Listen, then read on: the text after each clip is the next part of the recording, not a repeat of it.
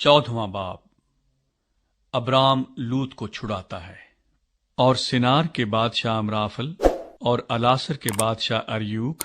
اور ایلام کے بادشاہ کدرلاامر اور جوئیم کے بادشاہ تدال کے ایام میں یوں ہوا کہ انہوں نے سدوم کے بادشاہ برا اور امورا کے بادشاہ برشا اور ادما کے بادشاہ سنیب اور زبوئیم کے بادشاہ شمیبر اور بالا یعنی سگر کے بادشاہ سے جنگ کی۔ یہ سب سدیم یعنی دریائے شور کی وادی میں اکٹھے ہوئے۔ 12 برس تک وہ کدرلاامر کے مطیع رہے، پر 13ویں برس انہوں نے سرکشی کی۔ اور 14ویں برس کدرلاامر اور اس کے ساتھ کے بادشاہ آئے،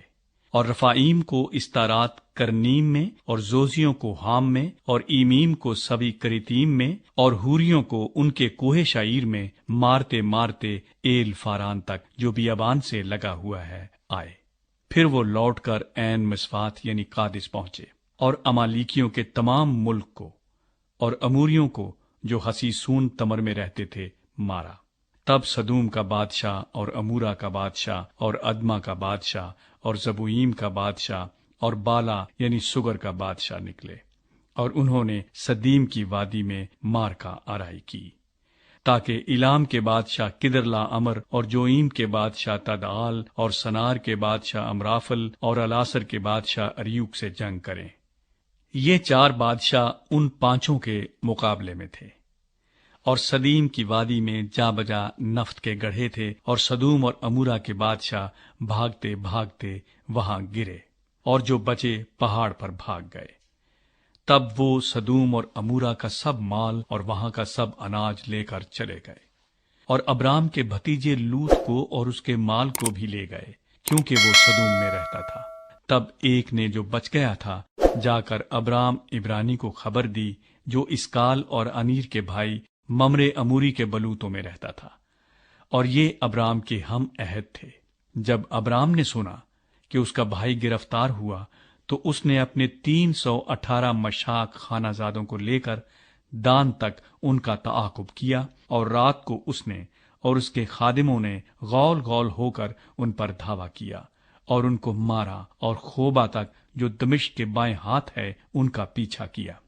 اور وہ سارے مال کو اور اپنے بھائی لوط کو اور اس کے مال اور عورتوں کو بھی اور لوگوں کو واپس پھیر لایا۔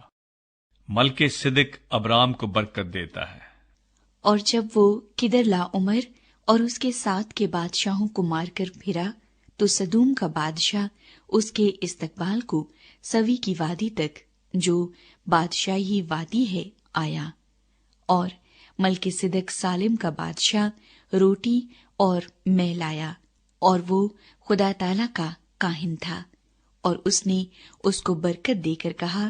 کہ خدا تعالی کی طرف سے جو آسمان اور زمین کا مالک ہے،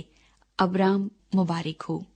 اور مبارک ہے خدا تعالی جس نے تیرے دشمنوں کو تیرے ہاتھ میں کر دیا۔ تب ابرام نے سب کا 10واں حصہ اس کو دیا، اور سدوم کے بادشاہ نے ابرام سے کہا کہ آدمیوں کو مجھے دے دے اور مال اپنے لیے رکھ لے۔ پر ابرام نے سدوم کے بادشاہ سے کہا کہ میں نے خداوند خدائے تعالی آسمان اور زمین کے مالک کی قسم کھائی ہے